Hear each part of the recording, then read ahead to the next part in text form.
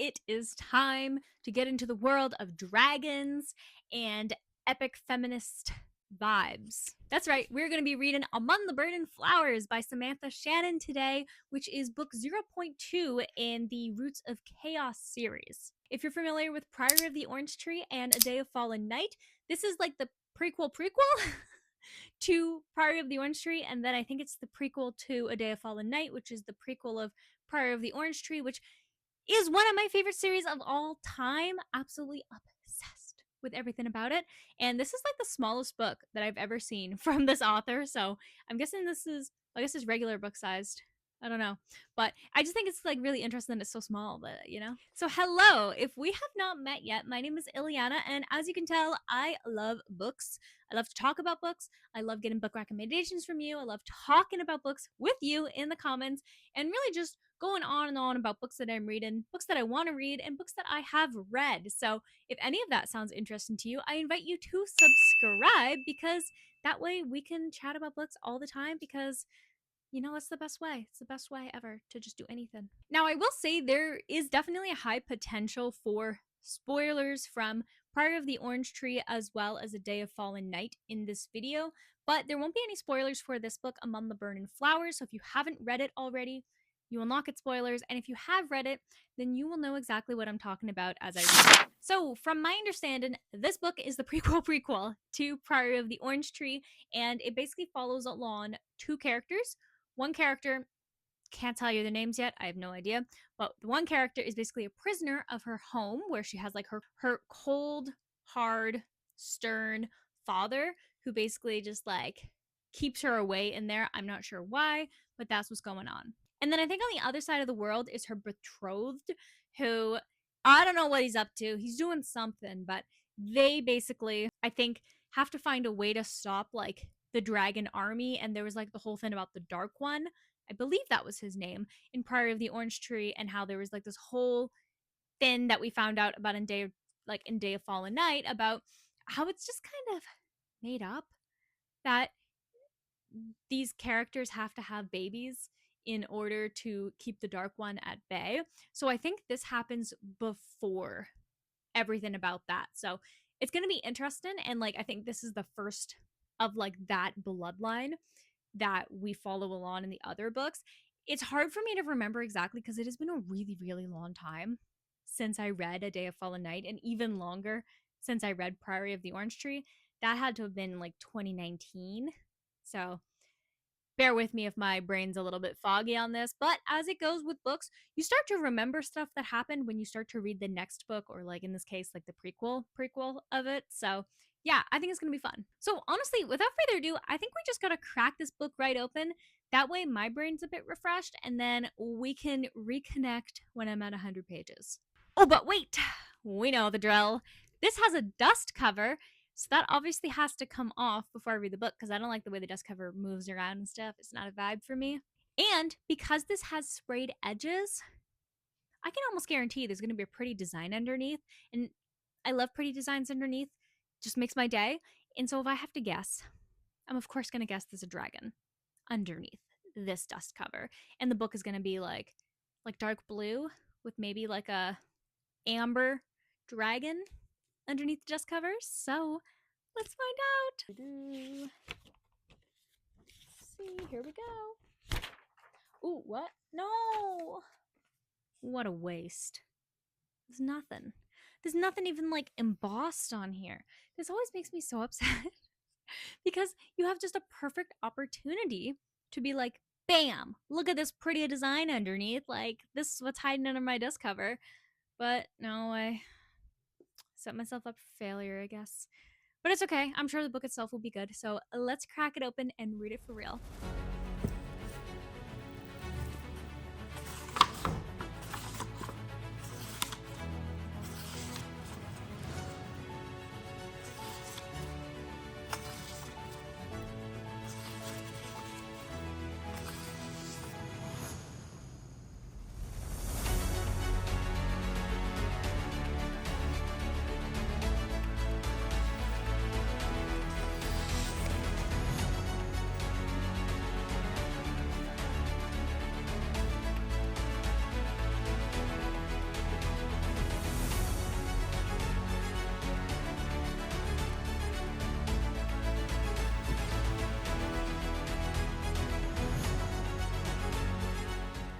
So I'm a little bit more than 100 pages, as well as pretty much halfway through Among the Burning Flowers, and here are my thoughts so far.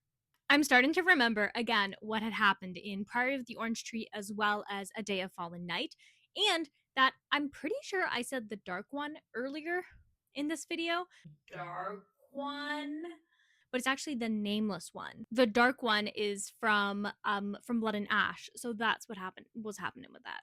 So yeah, where we're at right now, we're introduced to our characters and the world, and so I thought that this was a prequel, but it actually is a prequel, not a prequel. So we have two kind of storylines that are going on right now. We have one who is basically the one where it's like the princess, and she is up way high in like this one town. I'm not gonna be able to pronounce any of these names, by the way. But what basically happens is that she's trapped up in that place because like she's the only heir to the throne. She's betrothed to this guy who they're not married yet, obviously. And her father is very controlling, and he also just doesn't let her like, speak, or he really just talks down to her all the time. And so she's gone out of her way to basically like learn everything she can about her betrothed, what kind of language like his kingdom speaks, how politics work, like basically everything she needs to prepare to one day be the queen.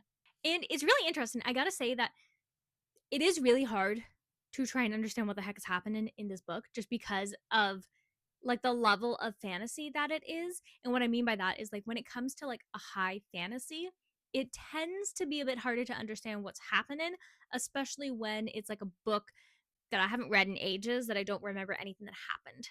And then the other story we're following is about this woman who is a culler, and her kind of like story is that she basically goes around and she kills the sleeping creatures. So like with the whole lore that happened, there was the nameless one and he had all of his wyverns, and he had like corrupted other creatures, and they're all like bad and they all serve him. And so some of them, they're sleepers, have started to wake up. And so when they do that kind of stuff, like this character, she kind of comes in, she kills them, but she's only been doing that like for 3 months because she's actually like an outlaw, and she's just trying to run away from the like obviously the law because she did something. And I'm not going to say what because that's a spoiler. But I think her story is my favorite, especially just like following her and like her love interest and kind of like where that story is going right now. I think is going to be cool. I'm looking forward to seeing like the ships and like more about like what's going on, as well as just like her relationship. And so these are the two stories. I feel like they're both interesting stories, but I feel like I just don't know the characters yet, that it's a bit hard to like care a lot about them at this point. But I am interested, and I'm like, I wonder where this is gonna go. And I'm pretty excited about it. I got to the page where we're introduced to a different character, and I'm gonna have to like figure out who he is because he's like an 80-year-old man or something. I'm like, I love that. I love when there's old people characters. So yeah, that's pretty much how the book is going. Am I confused? Absolutely, I'm very confused. I don't know what's happening. It's like I'm trying to read it. My brain is just all scrambled because I don't really know what it's saying, if that makes sense. But then there's times where I'm like, oh yeah, I remember this, and I remember these characters, I remember this history and the lore and like the nameless one and all of this stuff. So I think it's just one of those books that it's like it just takes a little bit to get into, but then once you do, you're like, oh okay, I get it. AKA any type of high fantasy ever. So I'm going to continue to read Among the Burning Flowers, and because this book is pretty short, I will update you when I finish it. So I will see you then with my final thoughts and what I will rate this book.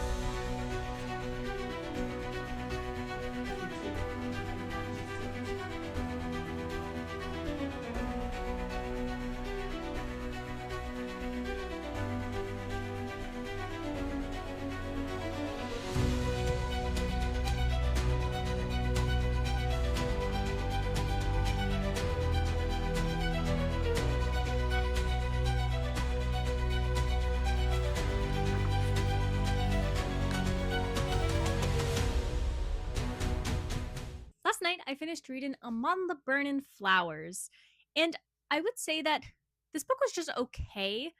I don't think that it was like the best of Samantha Shannon's that I've read. I think this book actually would have worked better if it was the prologue to Priory of the Orange Tree. Like, I understand that the reason that she kind of released it is like she kind of wants us to be able to, get some cool book going on, get some reading, and all of that while she's working on the other books. Because there was mention of her doing 3 other books for this series. And so I was like, okay, yeah, like that makes sense why she released it, but I think it would have worked better if it was a prologue. But don't get me wrong, I still definitely enjoyed this book. I think that it was well written. I think that the world is just so well done and so complex and so realistic and interconnected that definitely at times it feels very overwhelming. But then once you kind of remember what's going on, it flows as it all does with every high fantasy ever. And this is just the way that I think high fantasy goes, especially as someone who's read so much Brandon Sanderson, that it really does feel like, what the heck is going on? Until eventually you go, oh, I know what the heck is going on. I really liked following along the different stories that were happening with our other character, Marago. I thought her story was interesting. At first, I was like, her story's fine. I preferred the other story with the 2 girls and like the Cullen and stuff. But then that story was already kind of wrapped up, and I was like, oh, okay, well, where's this gonna go? And so with Marugo's story, um, I thought that was interesting because I really liked the way that the time kind of passed and just how dark and depressing it got. But then also just like some of the softer moments and then just some of the hopeful moments. I thought that was really well done. I at the beginning her story wasn't my favorite, but I think by the end it definitely was my favorite. I think that it was really well done. It was really tragic.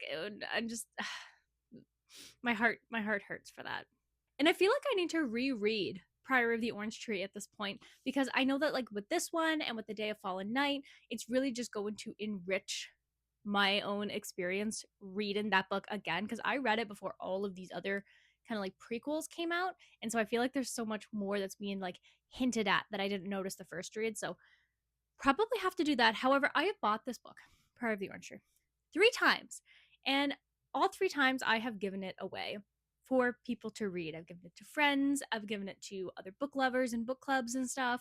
And I just keep buying it and I keep giving it away. So I need to actually buy it. Maybe if I buy a hardcover, it will make me stop giving it away. I don't know, but I feel like I need to reread it. So that's what's kind of going on here.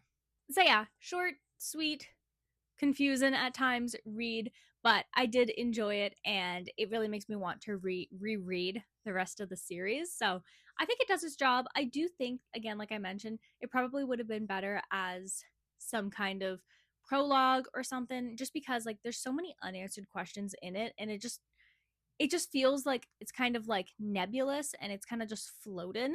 And I know that when she releases the other books, it's probably gonna like kind of solve that floating issue, but yeah, I think it's still good. I think it's still worth a read if you're interested in reading like the Roots of Chaos because it definitely adds more detail and understanding to the world and the characters and just the way that everything all flows together. So today we're going to be awarding Among the Burning Flowers a total of 3.5 stars. I think the book itself is good, like I mentioned. I just don't think it's my favorite of all time. I think there was stuff happening but it didn't really flow, I guess, in the way that I would expect. I think with such a complicated world like this, having a short story like this just didn't answer a lot of those questions. And not really that I'm expected to answer the questions either, but I think that it was just more confusing than it needed to be, and I think that it needed more time, like bigger. I think the book needed to be bigger in order to achieve what it was trying to achieve. Because there's certainly been stories in these complex worlds like Brandon Sanderson's for his like Arcanum Unbounded, where you have a bunch of different short stories, but like you understand the characters, you understand how the magic system works, you understand the world building and even the lore behind it. And the books can be like 100 pages or less. Whereas with this book, even though I said that I think that it needs to be bigger, it either needs to be bigger or it needs to be clearer about what it wants to be. Because I found that I was just really confused the entire time and I didn't really understand anything that was going on. I think that even as somebody who has read the other books, maybe it wasn't fresh enough in my mind or something that it just made this really confusing. I don't know. I feel like I don't get too confused by books often, so I'm like, huh. Yeah, so that's kind of my experience with it, but let me know, what was your experience? Like, did you find that it made sense to you. Did you feel like you had like the right context for it? Because I think maybe even just like the years and stuff should have been at the beginning of the book, or I don't really know how she could have done it, to be honest. I just think that for me as a reader, my experience with it was like, it's okay, which is kind of upsetting to me because Priory of the Orange Tree is one of my favorite books of all time. And maybe that's part of it, that I was just expecting too much out of this tiny book, that it didn't really achieve that. I think it was also just like it introduced all these characters and all this stuff, and some of the stories just didn't finish. They just kind of stopped, and I was like, what's going on here? Like, huh? Yeah, that's kind of how I feel about the book. It was like a prologue to a book, but then there was no book after it, I guess. So the next book that I'm going to be reading is Gleam by Raven Kennedy.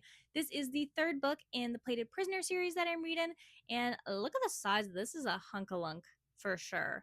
I did not expect it to be so giant when I got it in the mail. I was like, oh my goodness, like, I'm so excited for this. So if you're interested in watching me read Gleam or any other book that happens to be on my never-ending TBR, maybe I will buy Priory of the Orange Tree for the 4th time and read it again for the 2nd time. We will see. But if that sounds interesting to you, let me know. Like, do you want to watch me read Priory of the Orange Tree? Please let me know. And if you enjoyed this video, definitely go ahead and subscribe if you haven't already. And with that, I'm going to wish you warm wishes and fish kisses, and I'll see you in the next video. Bye!